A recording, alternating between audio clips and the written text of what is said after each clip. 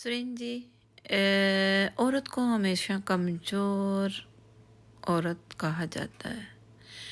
क्या आपके मुताबिक भी औरत कमज़ोर है? मैं भी एक औरत हूँ। मैं तो नहीं समझती कि औरत कमज़ोर है। औरत इतने दर्द सहती है, फिर भी वो सारे परिवार को भी समेटती है, सारा कुछ करती है। 9 महीने वो पेट में एक बच्चे को अपने पेट में रखती है और उसके बाद जब वो उस बच्चे को पैदा करती है तो ज़िंदगी और मौत के साथ लड़ती है। उसको ज़िंदगी नहीं मिलती है, फिर भी उसको कमज़ोर कहा जाता है। एक मर्द को वो जन्म देती है, फिर भी उसको कमज़ोर। ऐसा क्यों? औरत को कमज़ोर क्यों कहा जाता है? मनीषा जी ने पूछा है कि क्या औरत कमजोर है, और क्वेश्चन का दूसरा पार्ट है कि औरत को कमजोर क्यों समझा जाता है। मनीषा जी, इसका जवाब ये है कि कौन कमजोर है कौन कमजोर नहीं है, ये तो तुलना वाली बात है ना। हिरन जो है वो शेर के कंपैरिजन में कमजोर है, शेर उसको खा जाता है। लेकिन अगर उसी शेर को हाथी के सामने खड़ा कर दिया जाए, या गैंडे के सामने खड़ा कर दिया जाए, या जंगली भैंसे के सामने खड़ा कर दिया जाए, तो शेर कमजोर है। बिल्कुल इसी तरीके से लोमड़ी जो है वो शेर से कमजोर है, और खरगोश जो है वो लोमड़ी से कमजोर है। सो डिपेंड करता है कि सामना किससे हो रहा है।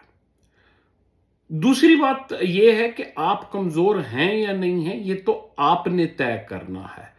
एक तो पहली वाली बात होगी कि आपके ओपोनेंट के ऊपर डिपेंड करता है। दूसरा यह है कि आप में आत्मशक्ति कितनी है, आप अपने आप को कितना बहादुर या कितना कमजोर समझते हैं। दूसरा का इससे लेना देना कुछ है नहीं, दूसरा नहीं डिसाइड कर सकता। ऐसा भी होता है कि एक औरत जो है वो अपने आदमी के सामने या अपनी सास के सामने या किसी ऐसे रिश्ते के सामने अपने आप को कमजोर पाती है, और वही औरत जो है वो अपने छोटे भाई बहनों पे चिल्लाती है या बच्चों को थप्पड़ मार देती है, उनके सामने वो कमजोर फील नहीं करती। कमजोर कई बार फील करवाया जाता है। कोई आपका रिश्ता हो सकता है जो आपको कमजोर फील कराए। आपका पति हो सकता है, आपकी सास हो सकती है, ससुर हो सकती है, ननंद हो सकती है, आपकी बड़ी बहन हो सकती है, भाभी हो सकती है, मां हो सकता है, कोई भी हो सकता है। वो आपको कमजोर फील करवाए। वो कमजोर फील करवाने के पीछे कारण ये होता है कि जब तक आप कमजोर फील ना करें या आपको कमजोर प्रूव ना कर दिया जाए, आपको कंट्रोल नहीं किया जा सकता, और आपसे जो करवाना चाहते हैं वो नहीं करवाया जा सकता। तो आपको वीक साबित करना है, आपको आपका मोरल डाउन जो है वो करना है, ताकि आपको कंट्रोल किया जा सके और आपसे मनमाने काम करवाए जा सके। औरत और आदमी या औरत के इस खेल में कई बार औरत जो है वो सिंपैथी गेन करने के लिए अपने आप को कमजोर प्रूव करना चाहती है, या कमजोर अपने आप को दिखाती है। सिंपैथी मिलती है। कई बार लड़ते लड़ते जो है वो आपको 2 कदम पीछे लेने पड़ते हैं। आप डांस में भी जो है वो कई बार 2 कदम आगे बढ़ते हैं, 2 कदम पीछे होते हैं।